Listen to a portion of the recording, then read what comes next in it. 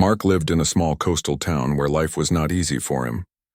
He was a single father, and most of his time was spent trying to take care of his little daughter, Lily. She was only 10 years old, full of energy, with bright eyes that always looked at the world with hope. Mark, however, carried the weight of struggle on his shoulders. He worked at the docks, taking whatever jobs came his way, sometimes loading heavy crates, sometimes repairing fishing nets for others. The money was never enough, but he never let Lily go hungry. She was the center of his world, the reason he kept pushing forward no matter how hard things got. People in town knew him as a quiet man who didn't complain, but they also whispered behind his back. Some said he was unlucky. Others laughed at him for trying too hard when life had given him nothing. Whenever he walked past groups of men at the dock, they would lower their voices and smirk, calling him the poor dreamer. Mark never responded.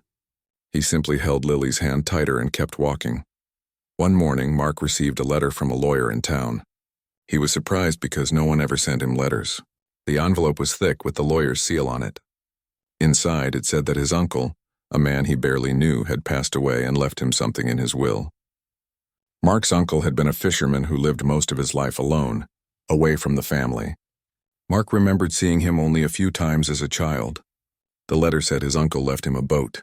At first, Mark felt a rush of excitement. A boat could mean opportunity. Maybe he could use it to go fishing and start his own small business. He imagined himself taking Lily out to sea, catching fish, selling them at the market, and finally being able to pay bills without begging for odd jobs. His heart filled with a spark of hope he hadn't felt in years. When Mark told a few neighbors about it, their reaction wasn't supportive. Instead, they laughed. One man clapped him on the shoulder and said, "Don't get too excited. Knowing your luck, that boat probably has more holes than a fishing net." Another woman sneered. "A boat? He can't even afford to buy gas for it." But Mark ignored their words. He wanted to see it with his own eyes before making any judgments. The lawyer gave him directions to where the boat was tied. On the weekend, Mark and Lily walked to the pier together. The air was salty. Gulls flew above their heads and the waves crashed gently against the wooden posts. Lily skipped happily beside him, holding his hand. "Daddy," she said with excitement, "do you think the boat will be big?" Mark smiled at her innocence. "I don't know, sweetheart, but whatever it is, it's ours." As they approached, Mark spotted an old boat tied near the far corner of the pier. His heart sank. The boat was in terrible condition. The paint had peeled off, leaving patches of rotten wood exposed. Rust covered the metal parts.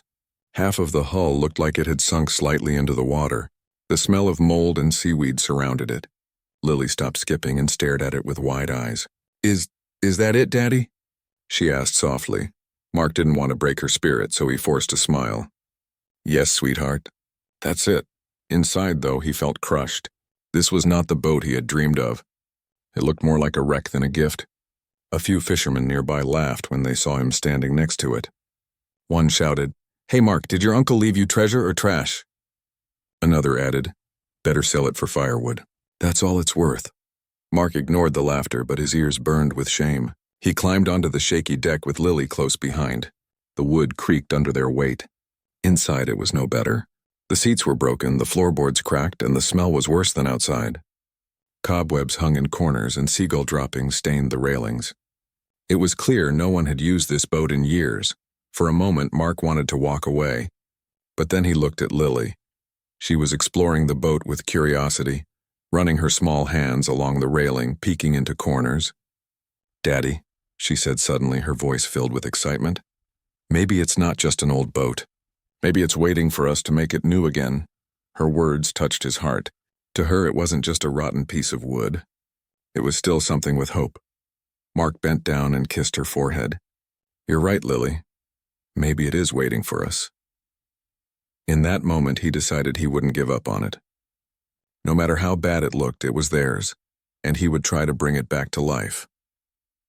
The following week, Mark began working on the boat. After his shifts at the docks, he would come with tools and cleaning supplies. At first, progress was slow. He scrubbed off the mold, cleared the cobwebs, and threw out broken parts. Some nights he was so tired that he could barely stand. But Lily would sit nearby with a lantern, reading or singing softly, waiting for him. "Don't stop, Daddy," she would say. "It's going to shine again." But the neighbors did not stop mocking him. Every time someone passed by, they had a new comment. "What a waste of time. That boat will sink the second it touches the sea. Mark thinks he's going to be a captain now." Their laughter echoed around the pier. Still, Mark kept working. He believed that even if it never sailed again, fixing it was a way of honoring his uncle's memory. As he worked, he discovered small hidden compartments and drawers inside the boat. Most were empty, filled only with dust and old fishing hooks. But one evening, as he tapped on the floorboards, he heard a hollow sound. His heart raced. He pried the wood open and found a small compartment. Inside was an old rusted lockbox. He lifted it out carefully, wiping off years of grime. It was heavy, locked tight, and clearly untouched for decades. Lily's eyes widened. "Daddy, is it treasure?" she whispered. Mark didn't answer right away. His hand shook slightly as he held it. Maybe it was just old junk, but something about the way it was hidden made him believe it could be important. That night, as they walked home with the box, the laughter of neighbors followed them again. But this time, Mark barely heard it. His mind was filled with questions. Why had his uncle hidden a lockbox in the boat? What was inside it? Was it something valuable or just another disappointment? Mark woke up early the next morning with the lockbox still heavy in his hands. He had kept it beside his bed all night, unable to stop thinking about it. Every time he closed his eyes, questions raced in his mind. Why had his uncle hidden it so carefully in the boat? What could possibly be inside? Was it something valuable or just old fishing tools? Mark had no answers, only curiosity and hope. At breakfast, Lily stared at the box with wide eyes. She ate her bread slowly, her gaze fixed on the rusty metal. "Daddy," she whispered, "are we going to open it today?" Mark smiled faintly, though his heart carried doubt. "We'll try, sweetheart. But it's locked and we don't have the key." Lily nodded, but her excitement didn't fade. "Maybe the box wants to tell us a secret," she said in her innocent voice. Later that day, Mark carried the lockbox back to the boat. He placed it on the deck and tried to pry it open with tools he had. The lock was old but strong. No matter how much he pushed or pulled, it refused to open. Sweat formed on his forehead and his hands ached, but still it didn't budge. Frustrated, he sighed and sat down. From the dock, a group of fishermen watched with smirks on their faces. One shouted, "What's inside, Mark?" "Gold coins? Or maybe just dead rats?" Laughter followed, loud and cruel. Mark clenched his jaw, forcing himself to stay calm. He had grown used to their mockery, but it still cut deep. He thought of walking away, but then Lily came and sat beside him. She placed her tiny hand on his arm and said softly, "Don't listen to them, Daddy. Maybe the box is waiting for the right time." Her words gave him strength again. He kissed the top of her head and whispered, "You're right. We won't give up." In the evenings, Mark continued working on the boat. He scrubbed the railings, replaced broken planks, and polished the rusted nails.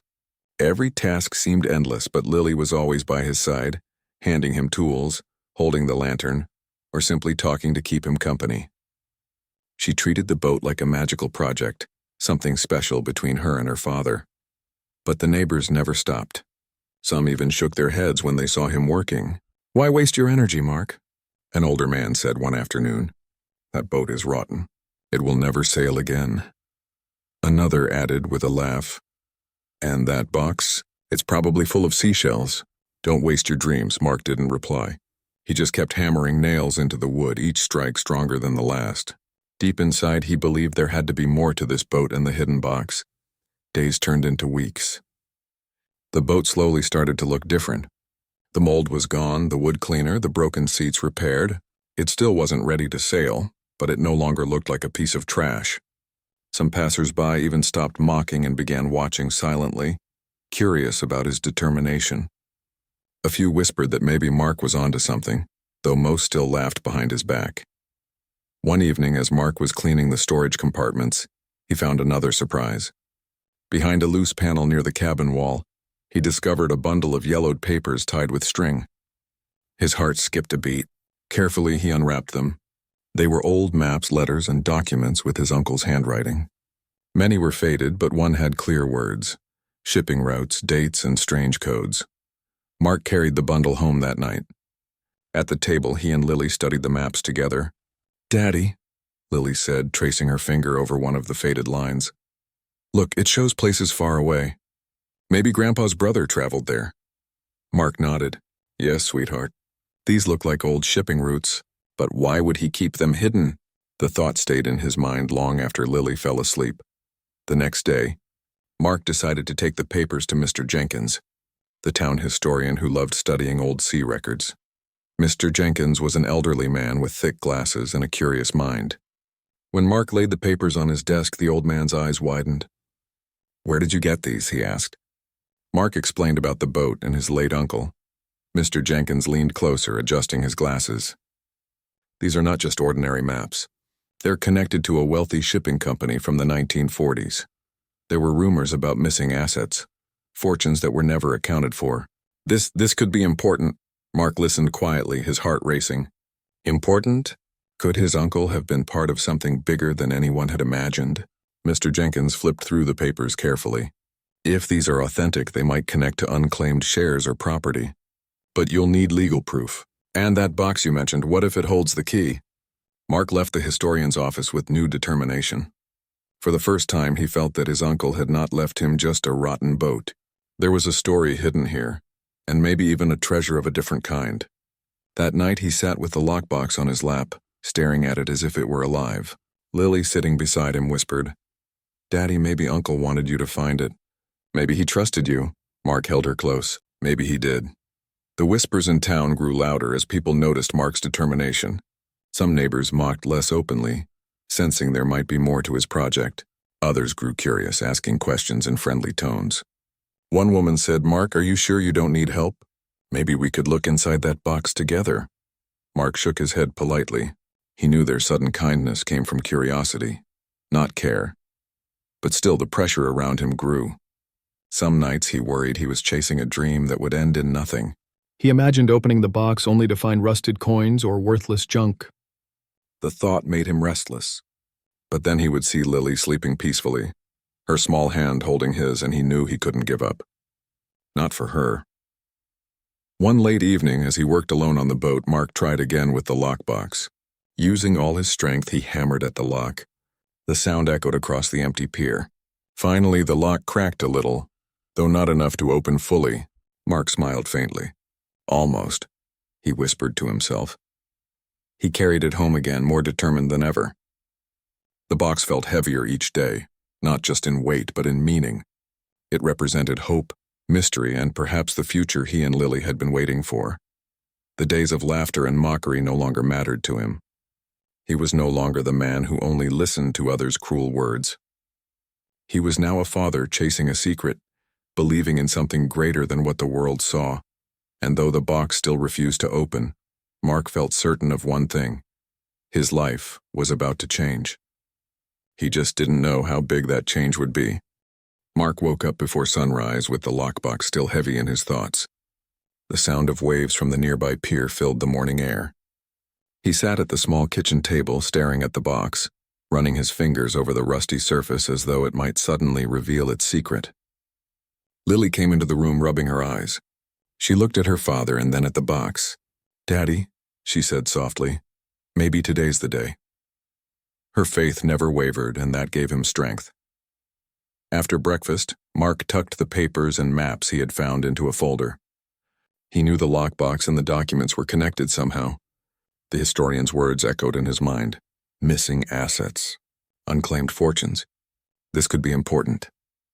Mark didn't know much about companies or shipping empires, but he knew enough to realize that this mystery might go deeper than anyone in town could guess.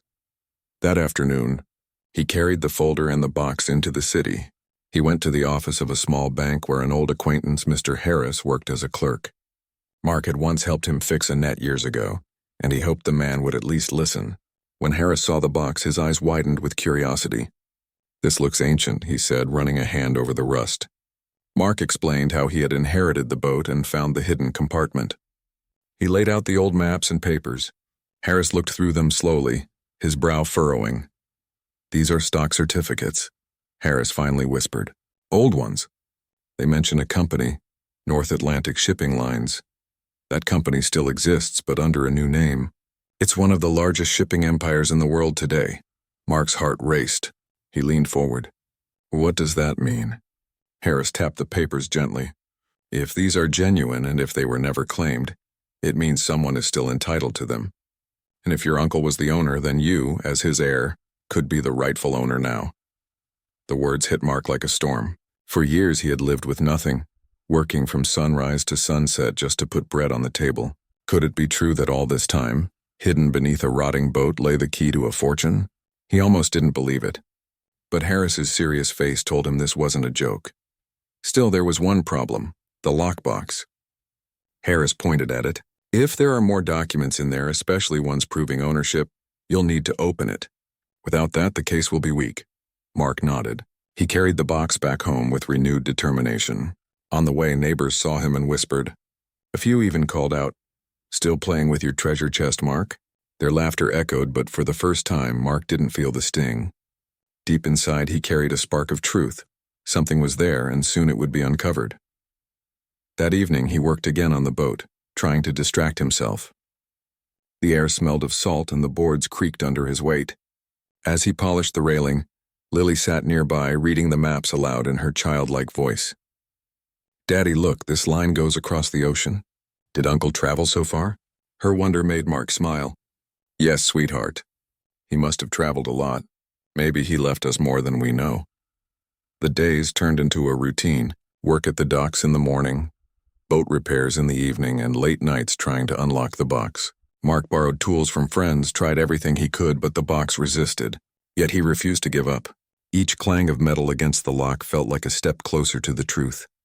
One stormy night, as the rain pounded on the roof, Mark sat with the box again. He tried to pry it open using a stronger iron tool. The lock cracked slightly, giving him hope. He stopped breathing hard. "Almost," he whispered. Lily watched from her chair, her eyes wide with excitement. "Daddy, when it opens, will our life change?" Mark held her gaze and smiled faintly. "I don't know, sweetheart. But whatever happens, we'll face it together." The next morning, Mark returned to Mr. Jenkins, the historian, with the new information. Jenkins was nearly trembling as he studied the papers again. "Do you understand, Mark? These shares, if still valid, could be worth millions today. Your uncle must have hidden them during difficult times, maybe during the war. He never told anyone, but he left them with you. Perhaps he trusted you to find them." Mark felt both awe and fear. Millions? The word seemed unreal to him. How could a poor man who could barely afford his rent suddenly hold a key to such fortune? Back at the pier, word spread that Mark had found something important.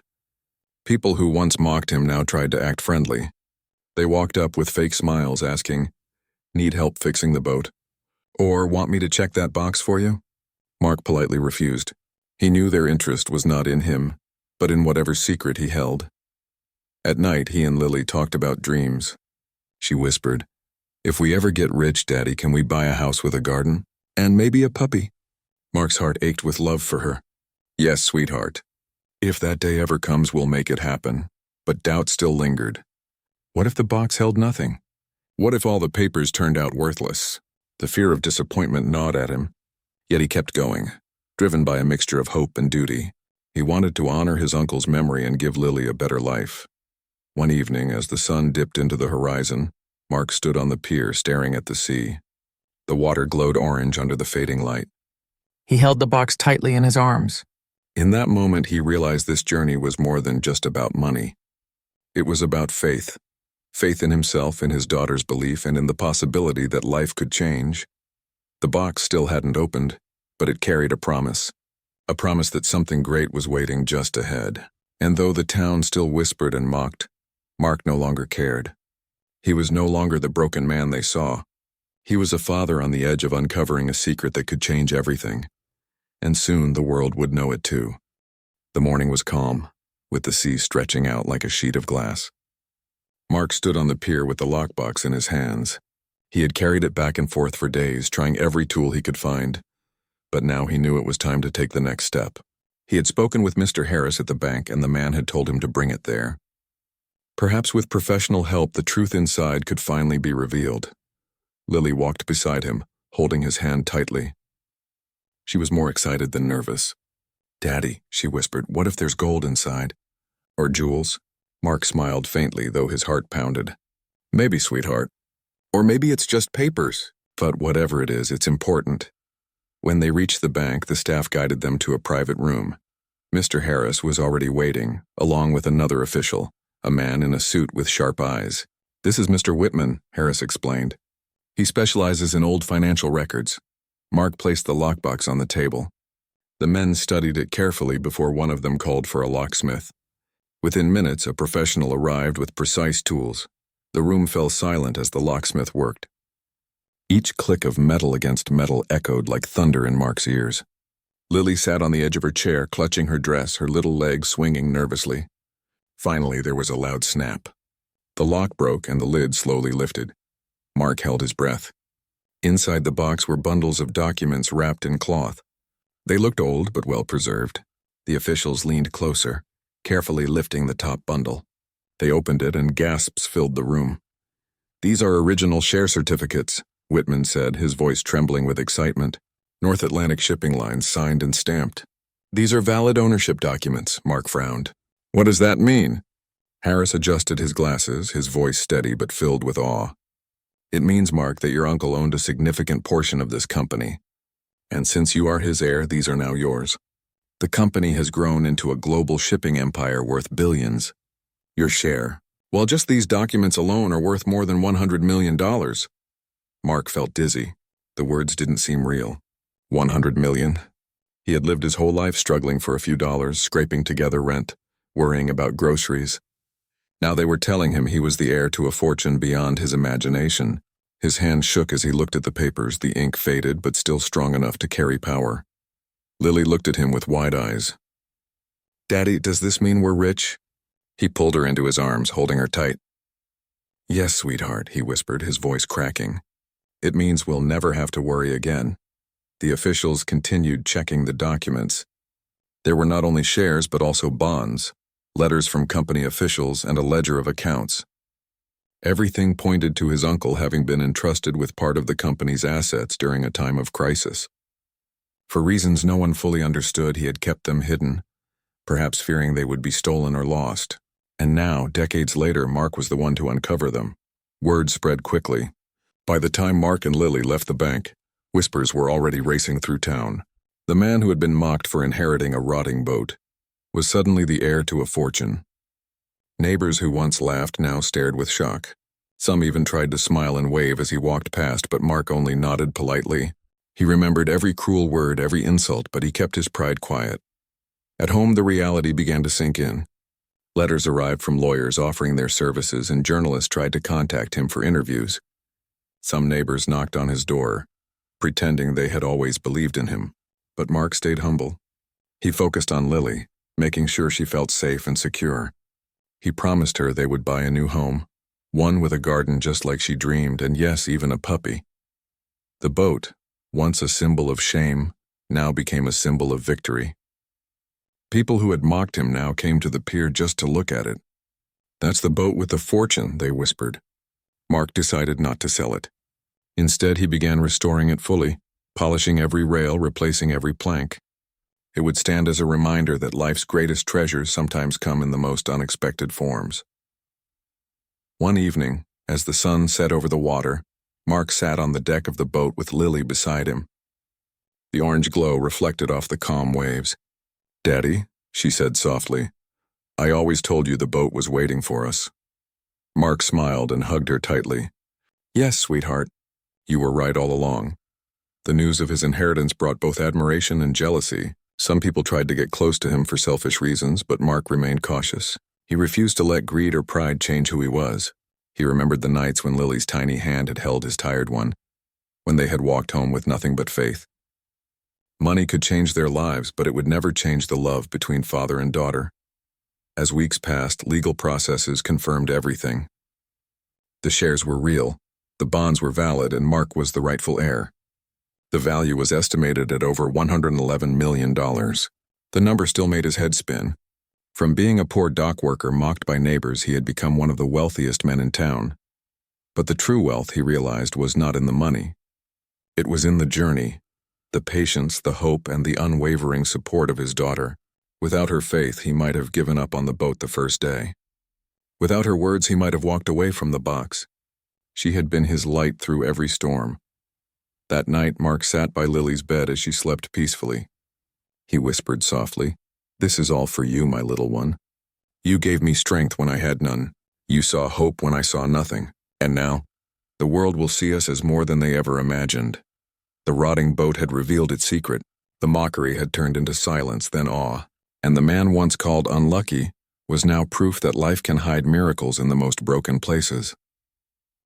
The sun rose gently over the small coastal town, painting the sky in shades of orange and pink. For Mark, the world felt entirely different now. Only a few weeks earlier, he had been a poor single father mocked for inheriting a rotting boat. Now he was the owner of a fortune worth more than he had ever imagined. Over $111 million. Yet as he looked at Lily sleeping peacefully in the small bed they had shared for years, he realized that money was only part of the change. The real transformation was in how people saw him, and more importantly, how he saw himself. The news had spread far and wide. Reporters came from the city, wanting to write about the poor man with the golden boat. Neighbors who once laughed at him now knocked at his door with baskets of food, smiles plastered on their faces, pretending they had always supported him. Some even said things like, "We always knew you were destined for something big, Mark." But Mark remembered clearly how they had laughed and sneered. He never showed anger, though. He simply nodded politely and kept his distance. One of the first things he did was buy a modest but beautiful house. It wasn't a giant mansion like some expected.